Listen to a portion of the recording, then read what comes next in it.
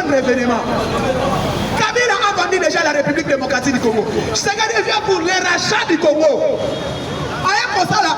Pour acheter, pour récupérer le Congo.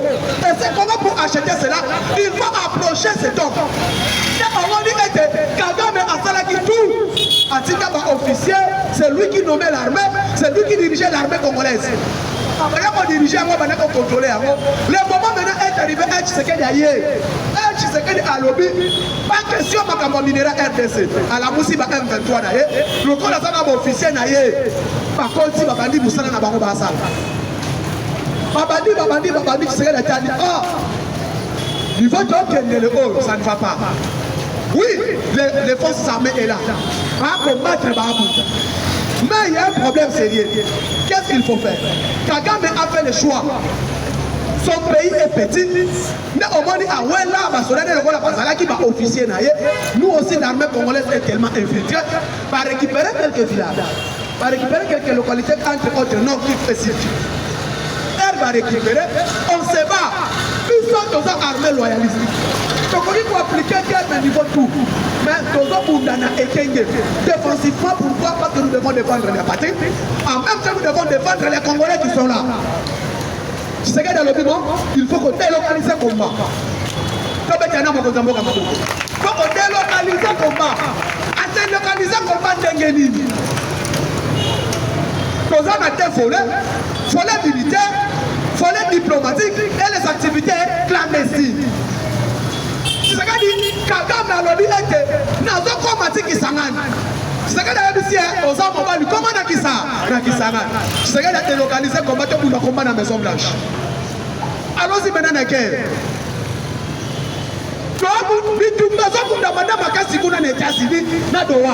C'est là où maintenant il y a la guerre. Qu'est-ce que tu sais qu'il fait? Comme maintenant Bitumba est dans la Maison Blanche, Bitumba est dans la Doha. Alors, il faut mettre en place une équipe constante. Un joueur qu'on ne peut pas corrompre. Ne vous donnez pas ça, Noï. Appelle ça Noï. Maman Kaïkwa. Même il faut se faire comme Christelle et Kaïkwa.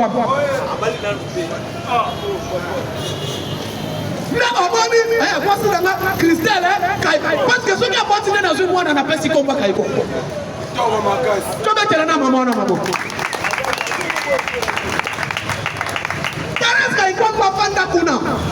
Sur le plan diplomatique et politique, sur le plan militaire, à Tchani dans l'armée, qui peut me général Libia, il vient. Papi Mouyaka, Adje Aner Yaka, parce que l'équipe Koken de Kuna Doha. Nous avons des combats, donc nous combat la Kata, donc nous combat les États-Unis. Quand on a Libanda, Kabila Liba. Première priorité, pas question de l'armée. Place les athées. Louer la force aussi est Kanama. Ça veut dire que papa n'a pas son maboko. Louer la programmation militaire. Parce que la loi dans le Parlement. Quand on a dit que c'est le brassage et mixage, il faut pas que la loi on n'a pas quoi il s'aéro. Président Moustapha, Tolani Kamera lobby, Vivien Vitalo a lobby, que non, d'accord, il faut les gagner au Parlement. Dans ABC, tu vois, ça Vitalo attend l'article 213 de la Constitution. On a la Constitution, l'article 213, vous avez la parole.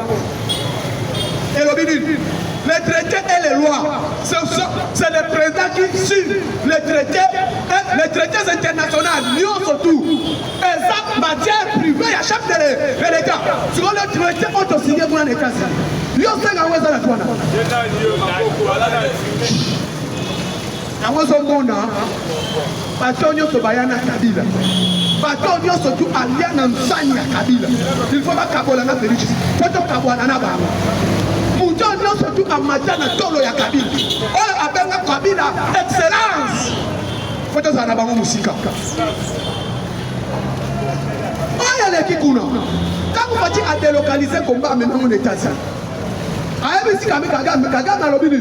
Na ko bunda bana ngaite. Mbaka nga ezambuke. To bunda na RDC. Bitumba facha tali. To recruter basoda bazo bundu. Mais perfection. Pourquoi on a zénith si nous avons commandé? Ok, nous avons délocaliser le combat. Nous avons combat dans les États-Unis, dans les Qatar. Tout le monde, c'est comme pour les camps français. Et les camps anglais, et les camps allemand, et les camps wallon.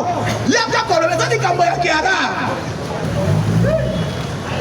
Pachatali papi mouyi tiaou loi. Yosa directeur général de la je parle anglais, je parle français, je parle chinois, je parle arabe. Fandawan. Si pas délégation, nous sommes tous à Doha. Pas de pan de panalo. AGANR, le Fandawan. Yosa Moukongo tiens, Fandawan. Général Moubiaï, Fandawan. On discute. Parce que tu sais qu'ils ne veulent pas la paix. Allez, qu'on négocie. Allez, qu'on négocie. Pourquoi Fatih Alaba n'a jamais tourné une même table dans M23. Naï, tu sais qu'elle jamais. Ah, États-Unis et même la Russie, parfois dit oui pour négocier avec l'Ukraine. Même moi, les Américains, parfois, l'Iran dans la côté. Mais ce que combien ils disent négocier. Non, pas question. Yoka Bangona. Fatia pesi 6 piliers attendus. Azui apesi bangoboke. Ngai na ofanda te. Mais bino bosala nini? Boke. Soki baye awa zongi sa bango a. Soki baye awa zongi sa bango a. Soki baye awa zongi sa bango a. Première priorité, la souveraineté de la RDC est non négociable. Clairement. Deuxièmement, brassage et mixage la RDC. Moi ça les mains résalté. Il y a déjà une loi de programmation militaire. Ça va dire que tu n'as pas besoin d'avoir une armée. Il faut aller à un cantonnement, pré-cantonnement, pour étudier par rapport à sa banane. Ma banane formation assez. Les institutions de RDC placent ça. L'Okéwana a perdu Papi Mouy. Papi Mouy qui est le chef de la délégation de la Doha. Akei, quand il y a un taliban, maman Kaikom, Fatner, Yomo Anangai. Wana kuna biloko yanga. Tu sais qu'il y a un petit papa, il y a un petit papa, il y a un américain. Et si il a un petit Fatner, il y a un liboso. Il y a un bateau. Tout solo. Fatner est commis. Ah! Papa Niboye, Moïse, Olivier Noumir. A formé Malette. A dit c'est Tala. Atali Moïse. Tala va bloquer Badola. Corruption. Pas corrompre et pas sombre. Banner a ébissé. Mais monsieur, c'est bon homme, soif. Avec une soif pontificale. Et là, ma fille, ministre des Affaires étrangères à Rwanda. C'est pour tu es soif pontificale. L'État congolais ne peut pas hypothéquer mon pays. Alors, je ne peux pas hypothéquer mon pays pour les 2 millions. N'importe qui une famille heureuse. Mon père, ma mère, ça va heureux. Même si je suis pauvre, je n'accepterai jamais d'hypothéquer mon pays avec 2 millions d'euros. Kagame appelle si 2 millions, pas corrompre Vanner. Tu vas dire, maman, on a beaucoup. On a argent de poche. Mère Aboy. Là, si. Rubio, Marco Rubio Tikali, alobi na mona batu. Na mona batu, wa mo saboli. Na mona na ngabatu. Alisa ko ba ambongwa. Alobi je n'ai jamais vu un Congolais qui réfléchit comme cet homme. Il y a des Congolais, mais avant qu'on réfléchisse, on le comprend à moi sur non. Il y a moi moi sur la zone de la 20 ministres du gouvernement. Na terrain, à Sobeta, na salon diplomatique à Zali, na salon médiatique à France 24 à Zali, on commande partout, na ba couloir tout. Dale le monde ça là-bas. Abi que Kagame Kotia. Le gars a travaillé dans les Nations Unies. Abi ba diro tout wana. Que dossier à Kagame ne Kotia, e koya a. Ye me bino Kotia tiki bino e bloquer bino a. Ah bino boye a, ya zongia. Il connaît tous les bureaux des Nations Unies parce que avant secrétaire n'a des Nations Unies. Et puis, quand Ayami Kagame est bien parce qu'il a travaillé en Rwanda. Comme membre de l'ONU, on m'a dit tout qu'il y a eu il y a un comme représentant de l'ONU en Rwanda. Mais on m'a dit que Kagame est allé le besoin à Saint-Denis. Pour en soi, le tour de Tshisekedi a l'homme la caïton dans la discussion.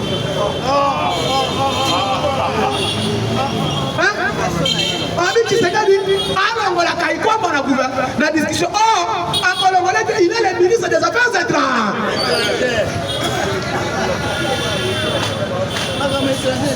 Il ne doit pas Cécilia. Quand Ayambi Sissoko Omar, le président Guinée-Bissau, si c'est le président, et Tigalika Yokende, ok, Rossonio. Léomani Lobby, FCC, la Mouka, Senko, Basali, Bango, Touba, Sangani, Basali, déclaration ensemble. Basali, discussion ensemble, par lobby, accord, il y a États-Unis dans RDC. Et ça, c'est ce qu'il dit à quel niveau capable américain.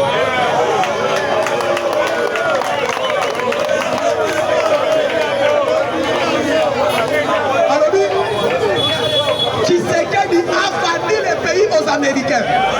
Est-ce que vous dites alors? Vous dites que vous êtes capable mais qui vient et quand on est et puis tu sais qui va go. Papa ça veut dire facture à te que on d'accord. Papa il dit n'est pas vivant. Yoka liboso. Tshisekedi ataki mbonga na Rwanda. Balaba ni basa ataki mbonga wapi na Rwanda. Elo Rwanda ataki mbonga na Uganda ataki. Na zile lo banda opposant. Banda opposant baba Tshisekedi ataki mbo. Lobi basangani Fayulu. C'est ça là. Kabila, bango tout va kabiliste tout. Basangani, bataki déclaration. Balobi boye. Si accord Tshisekedi a président américain. Va remettre biso yango. Voilà qui s'appelle que Tshisekedi ataki moka. Non a tout dit Fayulu, il est pas si vivant. Oh, c'est passé. Il est pas si vivant. Il est pas si vivant. Ah, Fatime.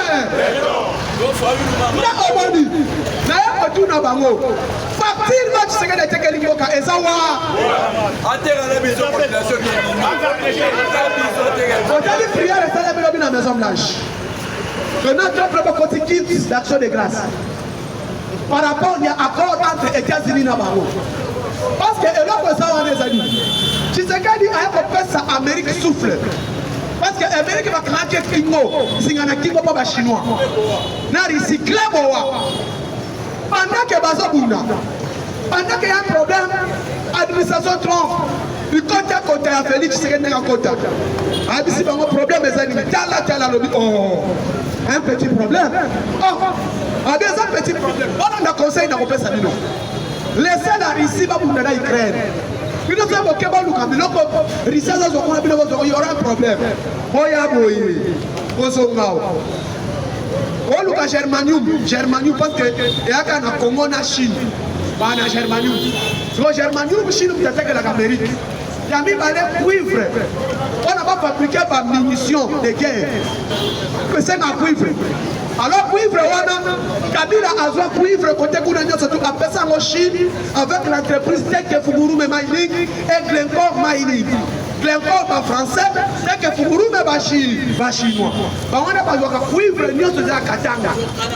On a besoin de la Azo, ma part sociale, nous sommes chez Camille. Après ça, on a liquidé un chinois, n'a pas français, n'a pas société, n'a pas Katunga. D'abord, on a Boss Mining, MCK Mining Compagnie Katanga, cette société-là, et ça, la société à Katumbi na Kabila. Là, on dit, par part sociale, l'union, surtout, il y a chez Kabila et Koufa. Maintenant, il faut relever cela. Qu'est-ce que nous devons faire pour mettre ordre dans la société minière Il faut signer un accord avec un État fort. Pas votre volonté. Parce que nous voulons signer avec la Chine. Tout le monde dit Chine, il y a ça des fois. Dans la Chine, Chine a besoin de nous qui ont puissance à passer Rwanda. Chine a besoin de passer Rwanda.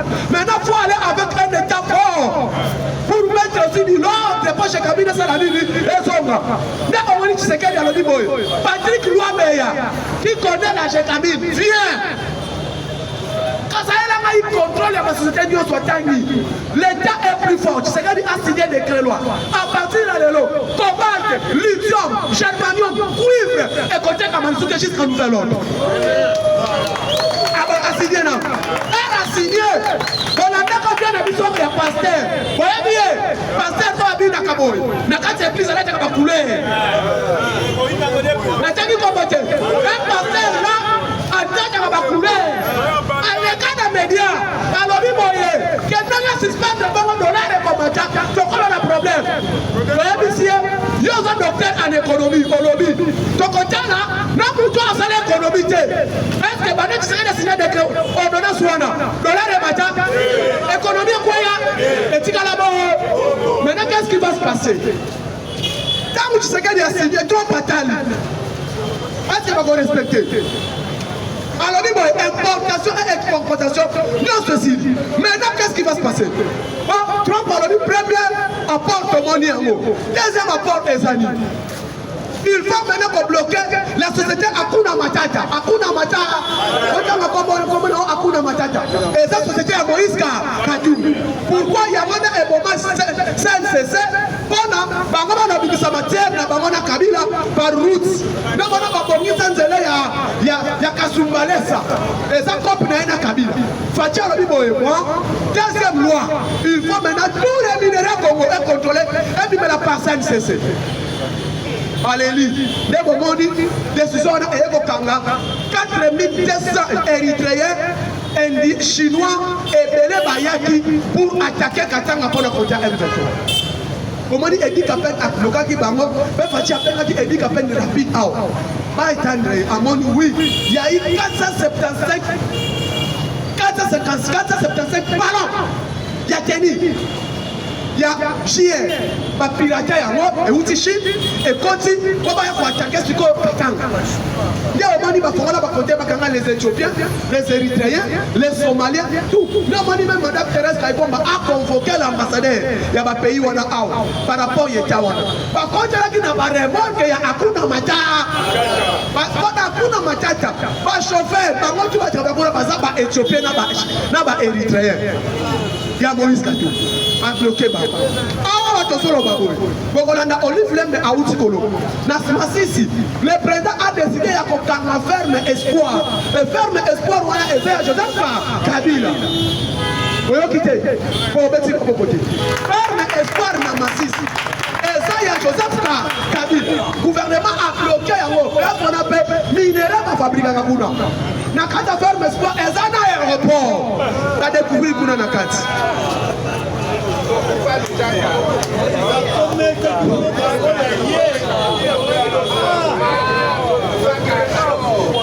Quand je vous dis, le malheur au Congo, Bobenga qui est Chine arabe. Il y a un peu de gens qui ont Kabila Chine arabe pour faire ça Congolais par contre. Après qu'on a arrêté ces gens, pas bloqué, Trump maintenant le dit oui. Maintenant on dit l'homme de confiance est là. Qu'est-ce que nous devons faire? On commence à calamité. Les grands milliardaires israéliens, on a compris dans le chrétien. Calamité va au Kangaï. Sauf à Kangaï, va au Ravitaï, va au Benganaï.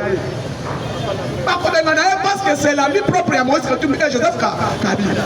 Ah, c'est quoi? Quand on dit c'est ton remonté en haut. Par les années. L'Amérique attend. Tapis rouge, Banabi Makiba, c'est la moine en Zambako. Moine en Zambako. Dès que le président part pour finaliser cet accord va signer, papa si président liste. D'abord il y a un retard. Papa si président liste. L'administration Trump. Oyo, oyo, oyo, oyo, oyo, oyo. Soit au Kangabango, bon comment on a battu, vous avez besoin de sanctions, on va permettre le président. Bon, bangaté. Il y a des gens qui seront sanctionnés par les trésors américains. On va permettre le président. Pourquoi? Parce qu'on a la copie, il y a mafia. Alors qu'on va s'impliquer, j'aime oui. Waouh, sanction. Sanction. Canadien pire, sanction. Et si dès que le sera sanctionné, tu sais que mon frère, vous êtes sanctionné. Moi, je ne sais pas la diplomatie, alors à écarter à Tchébino P. Donc, l'Amérique a une équipe, un gouvernement des gens chroniqueurs, des gens qui ont un peu la capacité à même accepter pour ça qu'il comme. On dit que les frères à Kaïfam, à ministre à Congo, à Tchad. Mais on dit remaniement du gouvernement de l'Union nationale. Comment on a été figure rebelle au coin de l'Union sacrée. Ils vont rejoindre FC. Mais malheureusement, FCC est couvert. Maintenant, le gouvernement a décollage à Congo. C'est ça le gouvernement de l'Union nationale. Un Américain Bazoya, il vient comment? Le président Lobiboy, venez au Congo, mettez de l'argent dans notre banque. Première chose, il faut un milliard de dollars. Et si on a banque à Congo, et pour ça, vous allez voir, dès que maintenant il y a dollars au Congo, chic à dollars et pour ça. Parce que l'inflation est à bas. Comment on a dit inflation c'est la Congo? Inflation c'est le dollar. Parce qu'il y a un chaîne avec la FMI et la Banque mondiale. Quand on était en guerre, maintenant Tshisekedi a compris, je dois collaborer avec les Américains. Bon, moment on a été Kagame quand il était avec les Américains. Avec 30 ans, le dollar n'a pas gagné Matarate. Pourquoi l'économie n'a pas après on a Bangoana. Tu vois Bangoana à NRDC. On va Américain va tomber à côté. Donc comment on a voyage pendant que dans les États-Unis, après les Canadiens, Corée d'ici, après Corée d'ici. À quel Japon? On peut ça faire 6 mois. Vous allez voir pourquoi le Japon pour construire, l'Amérique pour la sécurité, Japon, Corée d'ici pour l'industrie et l'Amérique pour la sécurité. Amérique a également Bino Japon contre ma Congo. Là, nous avons une sécurité parce que minéraux wana Amérique a zokamo après 6 mois dans Japon, après 6 Corée na Samsung, na biloko na etu, bazo développer technologie. Na omoni balobini. Nani Poulos, c'est lui maintenant qui devait comme avocat. Nenga bengane église catholique na Doha. On sonne on est aussi à Makasi. Président togolais à Salaka. Pour le moment remplacer Lorenzo, il était là. Poulos à la libre en mode na Qatar. À quel ça va qatarien? Il y a pas un besoin de protéger nous ne voulons pas ça. Parce que Kagame, économie n'a eu 2 milliards. Et où t'as un or? Or, il y a Ituri. Parce que Kayaba Adef Nalou. Or, il y a Ituri, il y a vous voyez que les Adef, les Ougandais, sont des Rwandais et Luganda. Un ministre britannique qui a fait l'étranger à l'Union. Ministre chargé aux affaires africaines britanniques. Alors, les Adef Nalou, ce sont des Rwandais et les Ougandais qui font ça. Les Omoni, Aboupia, Rwanda, et Kendaka uniquement na Qatar. Les investissements dans le budget à Rwanda, il y a 6 milliards à Zanamo, 2 milliards et où à Qatar. 2 milliards à Zokamona Cop, il y a génocide. Et 2 milliards appui. Il y a appui à Zoka, il y a ma taxe à Qatar qui fait 6 milliards, il y a budget à Rwanda. Alors, dans le Canada, pour Poulos à ABC, 1000 à Qatar. On se dit, oh, il faut la sécurité économique dans le Bible. Arrête. Or, Rwanda, c'est le Congo. Oui, je connais le Congo. Alors, Qatar, l'Anda au Congo. Aïe, Chole na Bakine Baye. Batuni Bamba Poulos. Pour représenter l'institution. Oh non, nous sommes des religieux. Nous voulons un dialogue entre les Congolais. La classe politique, le tout ça va ébisser. Tshisekedi a envoyé les membres des institutions qui sont ici. Alors, Bino, vous avez dit que la 40 jours, il n'y a pas.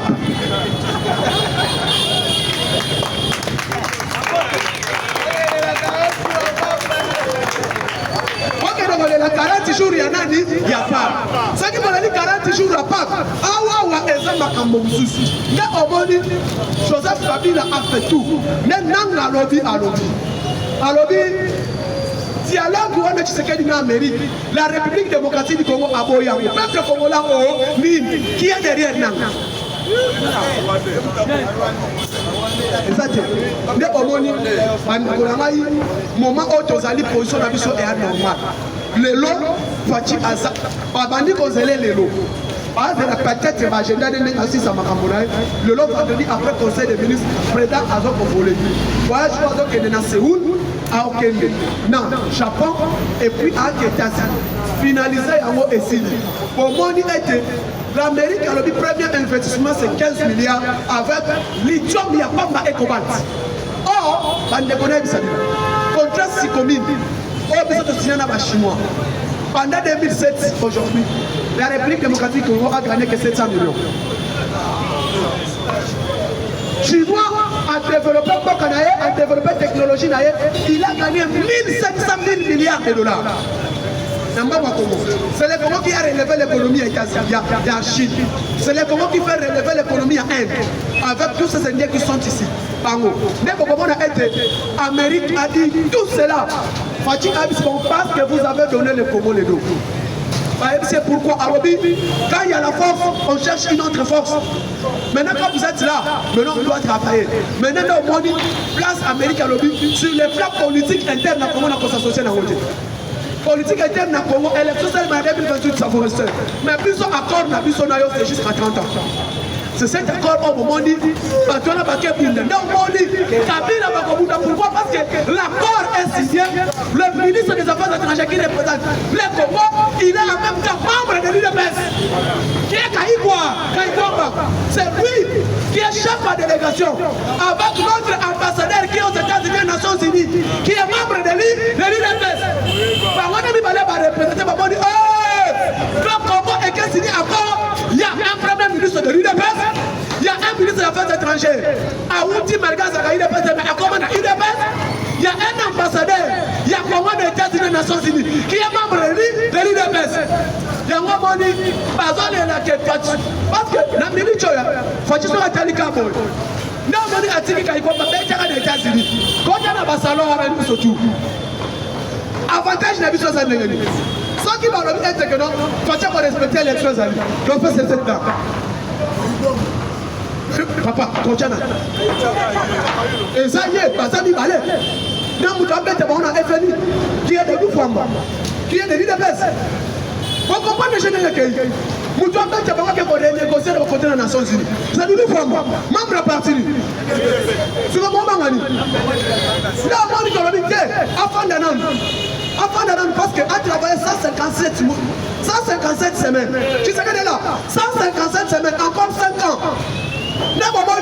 Après Yango, tu as aussi ce bitumbo.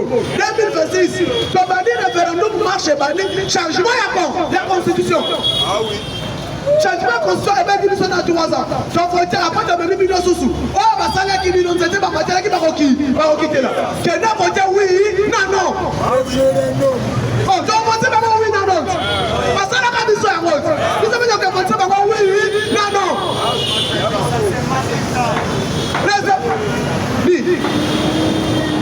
5 minutes. Donc on va voter oui, non. On va voter oui, non, tu vas dire tout. La constitution est déjà préparée. Le mandat c'est 7 ans. Elles ont déjà. Constitution Sika. Le président a un mandat renouvelable une seule fois. Et ce mandat c'est 7 ans. Ezali qu'on prend encore en plus où 2026, ne place pas au Doka. Il y a un moment qu'il pleut, qu'il neige. Kabila sera aux arrêts. Katumbi sera aux arrêts. Batutu wana, bakokangama. Je vais te dire que vous avez un